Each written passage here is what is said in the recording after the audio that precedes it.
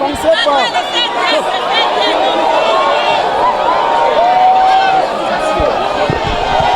C'est une foule en furie et désemparée qui accueille Dame Christelle Mbalabikoué, la présumée vendeuse de coq dont la vidéo devenue virale sur la toile montrait cette dernière en train de mélanger cet aliment aux urines avant de le commercialiser. Sous forte escorte policière, arme au poing, la mise en cause fait un retour sur le site où elle vendait la nourriture à ses clients. Dans la foule cosmopolite, de nombreux clients. Certains sont inconsolables, d'autres se disent dégoûtés après la publication de cette vidéo qui a mis le feu aux poutres. Elle m'a fait comprendre que le coq est déjà prêt.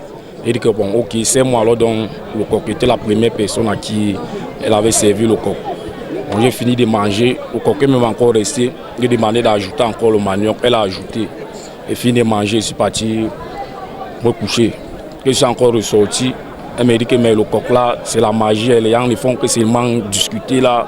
Et là, je l'ai encore dit que réserve-moi encore un plat pour la soirée. J'ai été surprise quand avoir cassé son comptoir, on a trouvé des bouteilles et des caca sous le comptoir, sans savoir d'autres trucs qu'elle mettait dans ces repas là. Donc c'est ça qui me cœur. Elle était comme un ange, je ne pouvais pas imaginer ça, très douce, très calme. Donc c'est tout cela qui me fait couler les larmes. Mon Seigneur l'a exposé, je l'avais bien dit le jour là que je suis une chrétienne, comme ma fille, et je la prenais déjà comme ma fille. Ce 18 février 2025, l'heure est à la reconstitution des faits, une espèce de mise en scène qui permet à la mise en cause de révéler son mode opératoire. Voici ce qui reste de son tourneau, car l'endroit a été saccagé. Des sources policières, la mise en cause, après son forfait, se serait réfugiée dans un village dans l'arrondissement de Mvengue, région du Sud. Grâce à la perspicacité des fins limiers de la sûreté nationale, une embuscade est tendue à son compagnon qui permet de mettre la main sur la concernée.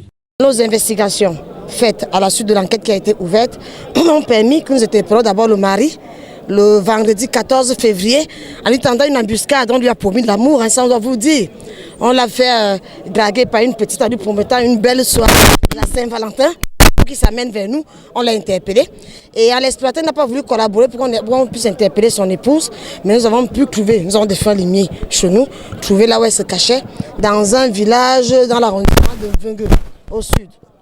Nous y sommes allés avec les collaborateurs dans la nuit et elle a été interpellée et conduite ici dans la ville de Yaoundé où on l'a auditionnée. Selon certaines informations, la mise en cause justifierait son acte par sa volonté de se venger contre son compagnon qui ne voulait plus rationner, argument battu en prêche. C'est pas logique et ça ne tient pas. Nous sommes des femmes, il y a des femmes parmi vous. Quand on veut énerver nos maris, quand nous voulons susciter, je sais pas, le courroux, l'attention de nos maris, c'est pas en allant empoisonner toute une marmite que même nos enfants peuvent consommer, que nous allons leur montrer la colère, ce qui est très faux. Pour accroître le capital, il faut parler de la partie de sorcellerie. On vous appelle l'altération des denrées alimentaires. Il y en a, on peut même pousser même loin. En parlant même de maladies contagieuses, on ne sait jamais ce que ça peut être. Si elle souffre d'une maladie contagieuse, elle peut contaminer d'autres personnes. Son interpellation et sa traduction devant les tribunaux est une sérieuse mise en garde contre d'autres acteurs qui se livrent à ces pratiques. C'est le moment pour moi de rassurer les populations. Nous sommes à l'œuvre. Le chef de corps met tous les moyens pour que la police travaille de nuit et jour. Vous aimez souvent dire que la police est toujours en retard. Le malfrat ne nous dit pas quand il va commettre son forfait. Mais il doit savoir que nous veillons et que nous allons les poursuivre dans le dernier retranchement. Elle a pensé que se cacher en Mvengue, on ne pouvait pas y arriver. On est arrivé. Et je dis à tous les autres qui continuent à mettre la vie des Camerounais en danger, la paix des citoyens en danger, que nous allons les poursuivre jusqu'à leur dernier retranchement.